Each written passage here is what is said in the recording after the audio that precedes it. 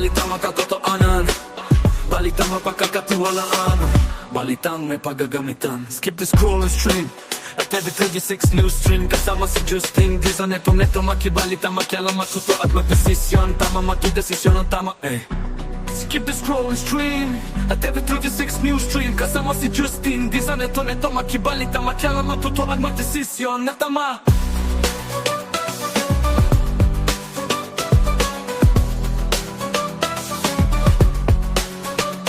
The scroll and stream at every 36 news stream. Kasama si Justin Dizon, neto makibalita, makialam, matuto at magdesisyon na tama, matudesisyon na tama.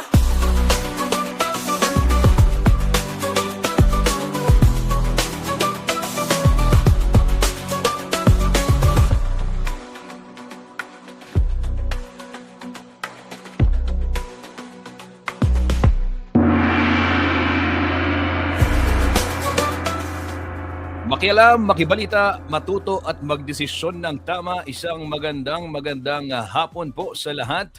At welcome dito po sa CLTV 36 Newsstream.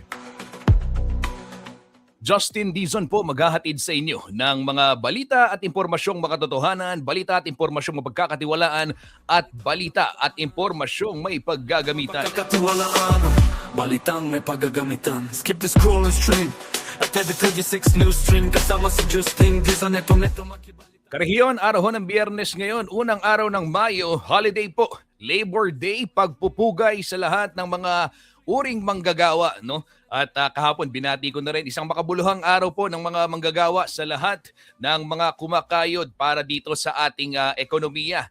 Tayo pong mga manggagawa ang backbone nitong ating ekonomiya, ating lipunan. At kung hindi po sa sipag at tiyaga ng mga manggagawa, abay wala ho lahat ng meron tayo ngayon. Natama, matudesisyon na tama. Kaya dapat ibigay yung nararapat, ika nga, para ho sa mga manggagawa.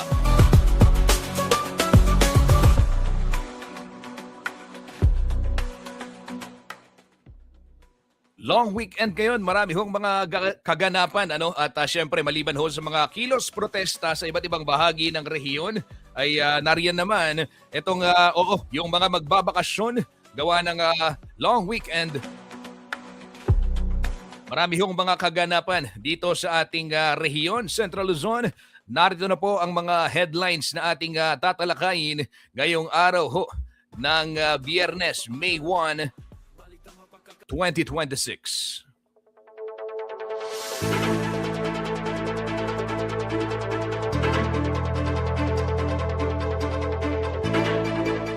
Korupsyon sa gobyerno at US aggression kinundina ng mga grupo ng mga manggagawa.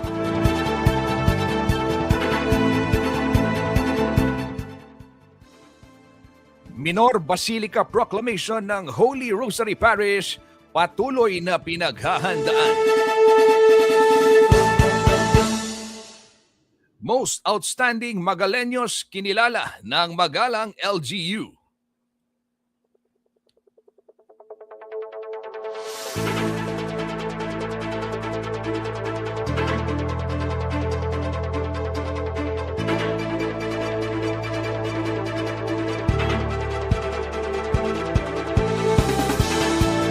At movable bollards sa syudad ng San Fernando tatanggalin muna para sa gagawing traffic survey.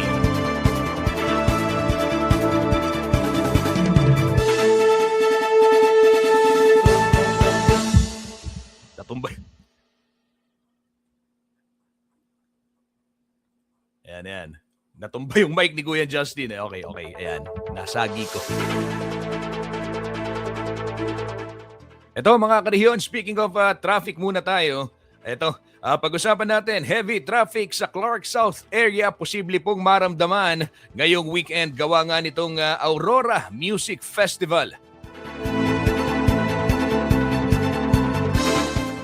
Nagpaalala po ang Clark Development Corporation o CDC sa publiko na paghandaan ang inaasahang pagbigat ng daloy ng trapiko sa ilang bahagi ng Freeport ngayon pong Sabado at Linggo. That's May 2 and 3.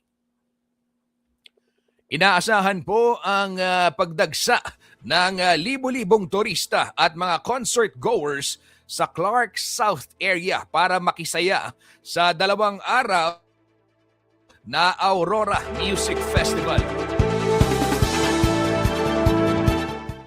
Para ho sa mga may lakad sa Clark at pero hindi naman dadalo ng concert, pwede ho kayong dumaan sa Clark North Exit ng SCTEX upang hindi naman maantala ang inyong biyahe.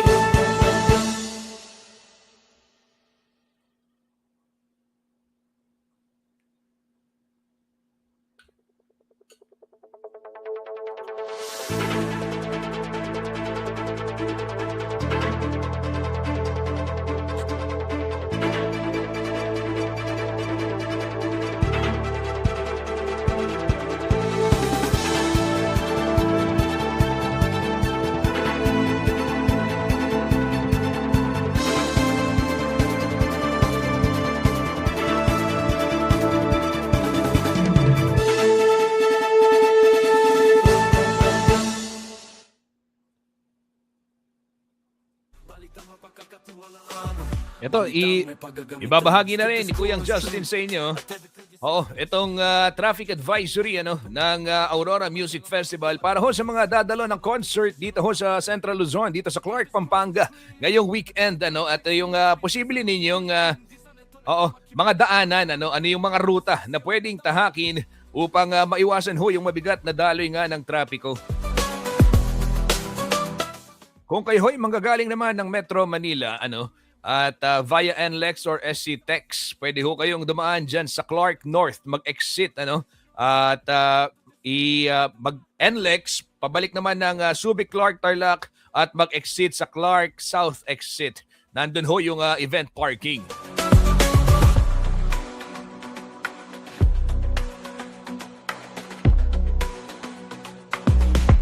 Yan ho ay ika nga posibleng alternatibong ruta dahil inaasahan ho yung pagbigat ng daloy ng trapiko dyan sa Clark South. Dahil dyan po yung malapit yung venue ng Aurora Music Festival ngayong weekend.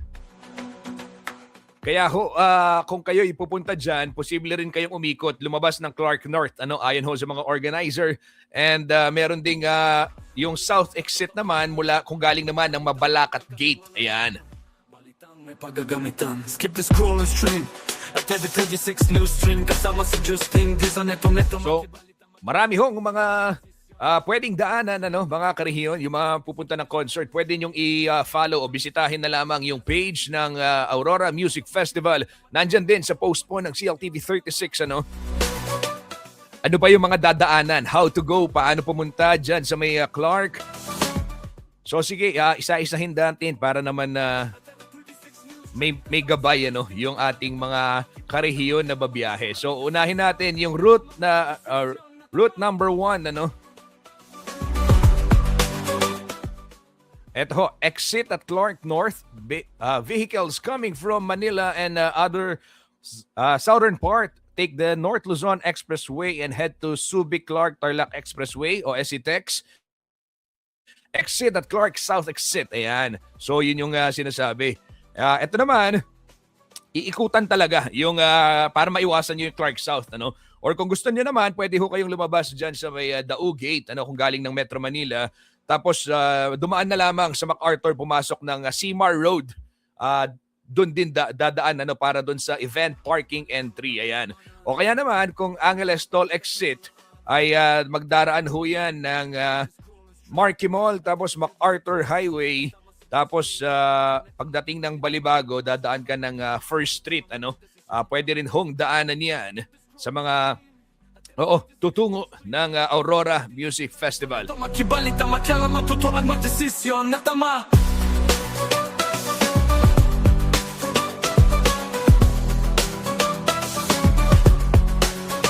Skip the scroll and stream at every 36 news stream kasama si Justin. Yan ho yung ilan sa mga abiso pagdating sa sitwasyon ng trapiko. Ngayon pong weekend dyan po sa Clark, Freeport, gawa po ng maraming aktibidad. At hindi lamang yan, meron pang mga event dyan sa parade grounds at pwede rin bisitahin yung museo o yung Clark Museum. Tapos, maraming kainan syempre. Yun naman, hindi mawawala, di ba?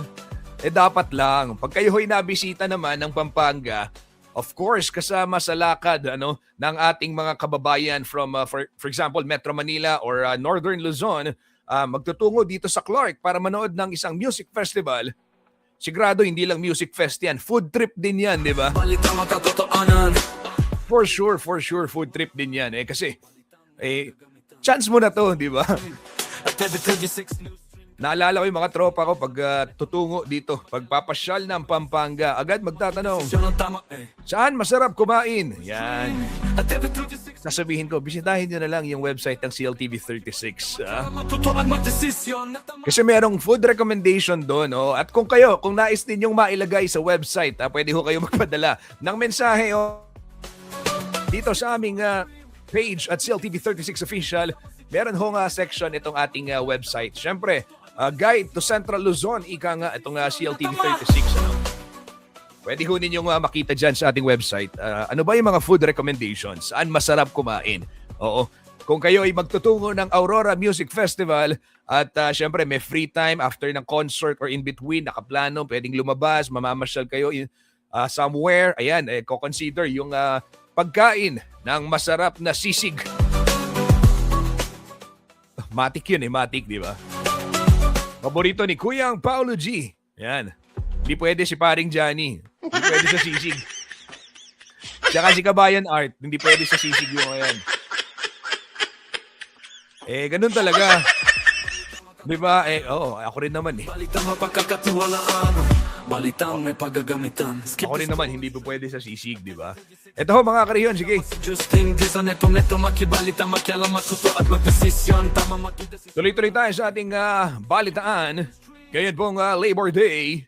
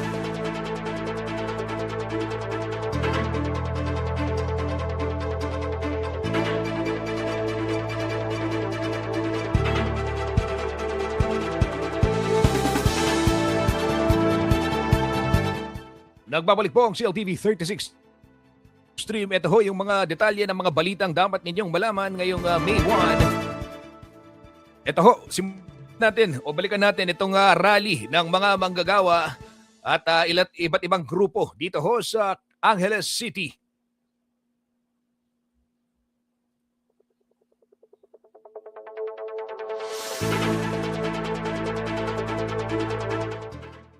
Nagtipon-tipon po sa siyudad ng Angeles ang iba't ibang grupo ng mga manggagawa sa Central Luzon bilang paggunita sa International Labor Day ngayong Mayo 1 maagang nagsagawa ng kilos protesta ang grupong Workers for People Liberation sa San Nicolas Public Market o Plaza Miranda ng syudad.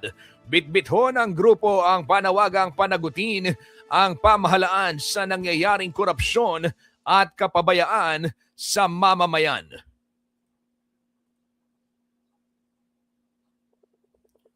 Nanawagan din ho ang grupo na ibaba ang presyo ng mga bilihin at tanggalin ito hong value added tax na siya hong nagpapahirap umano sa maralitang Pilipino.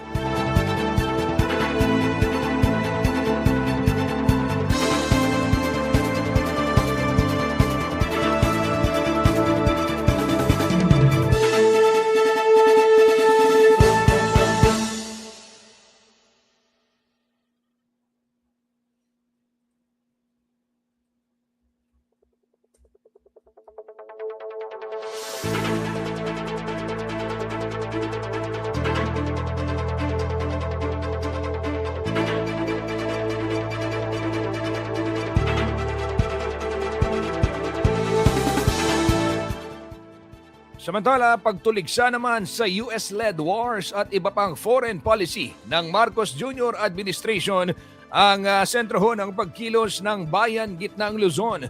Nagtipo ng ilang miyembro at kaanib na labor union sa SM Marilao sa Bulacan nito pong tanghali.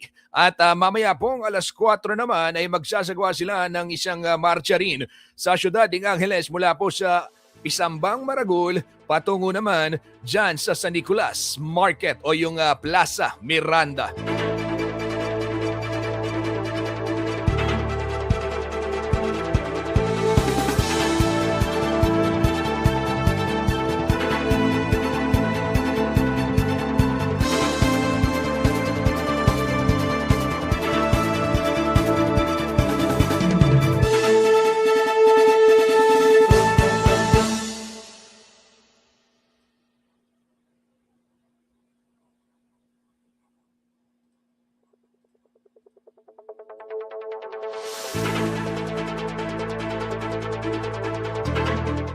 Samantala, ito naman ho sa ibang balita sa syudad pa rin ng Angeles ay nagsagawa ho ng coordination meeting ang pamunuan ng Holy Rosary Parish at ang Angeles City Local Government Unit bilang paghahanda sa Minor Basilica Proclamation ng Pisambang Maragul.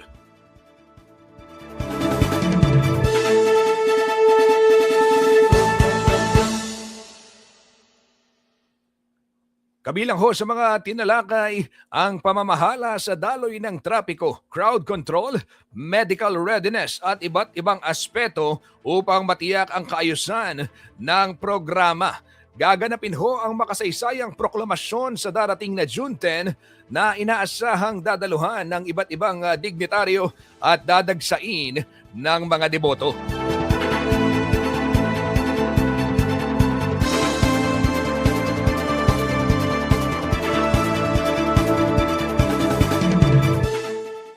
Ang Holy Rosary Parish Church o Pisambang Maragul ho ang kauna-unahang minor basilica dito ho sa lalawigan ng Pampanga.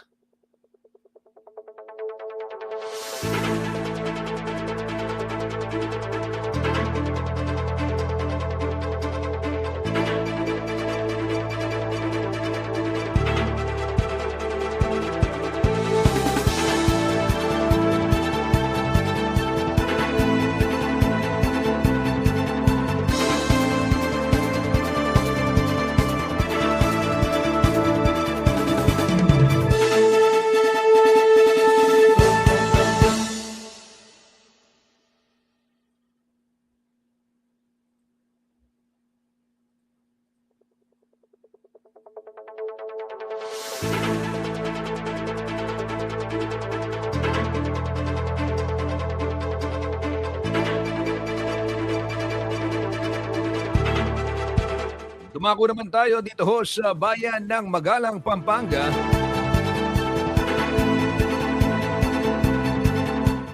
Kung saan pinarangalan ho ng Local Government Unit ang 7 individual na gumawa ng marka sa iba't ibang larangan at sa kanilang naging kontribusyon sa lipunan nito pong Huwebes, April 30. Ang taunang gawad parangal ay bahagi ng pagdiriwang ng anibersaryo ho ng Magalang and ngayong taon ay ipinagdiriwang ho yung 421st anniversary ng bayan kung saan binibigyang pugay ang ipinamalas na katangian ng mga taga-Magalang para sa ikaunlad ng pamayanan, partikular na ho sa pangan o bravery, kabayanyan o ay yung anong tawag dito, heroism at kagalangan o honor.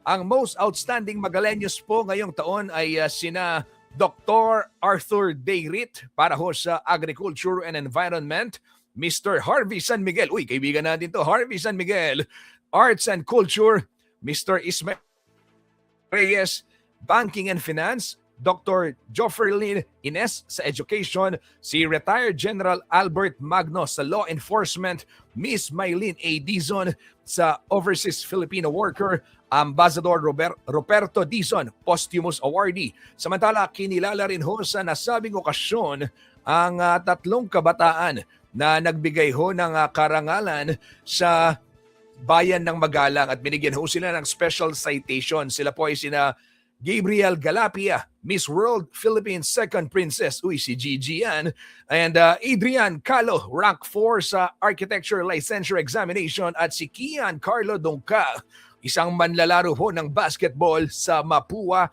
Red Robins. Umaasa ho si Mayor Malu Paras Lacson na magiging ehemplo at magsisilbing inspirasyon ang mga pinarangalan na kabataan sa kanya hong mga kababayan ngayon pong taon.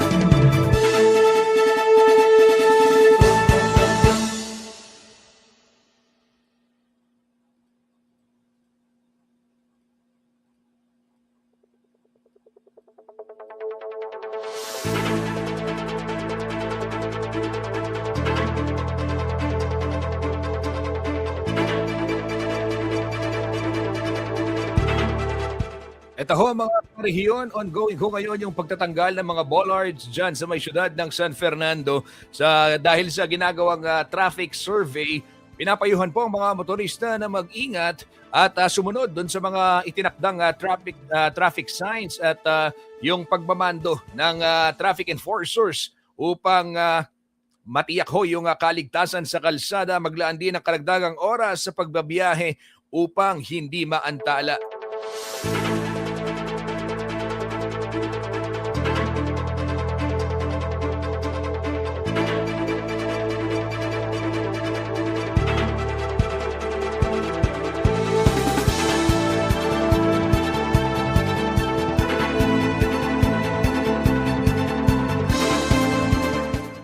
Sa ibang balita naman, idinaos po sa bayan ng Lubao, Pampanga ang kauna-unahang libad dyan ho sa Porac Gumain River. Umabot ho sa 1,200 na debotong nakiisa habang mahigit 500 ang sumakay sa 30 bangka para sa isang fluvial procession ngayong May 1. Naglayag po sa kahabaan ng Porac Gumain River mula ho sa Lubao Bamboo Hub ang mga deboto na pinangungunahan ni Reverend Father Jess Manabat at Mayor Esme Pineda. Ang Libad Apo Santo Cristo ay bahagi po ng pagdiriwang ng kapistahan ng Barangay Santa Cruz.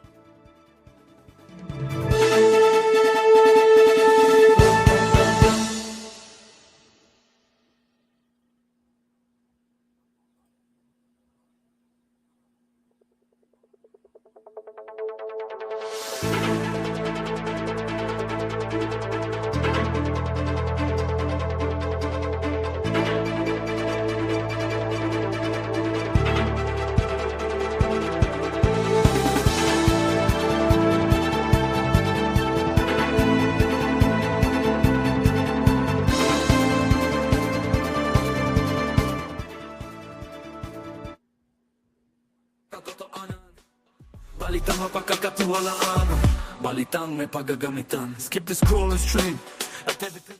At yan ho mga balitang nakalap ng CLTV 36 News and Current Affairs. Ngayon pong Mayo 1. Skip the scroll and stream. Maraming salamat sa mga tumutok dito sa ating programa. Para ho sa mas maraming balita, i-like and follow lamang ang ating social media pages sa Facebook at CLTV 36 News and at CLTV 36 Official.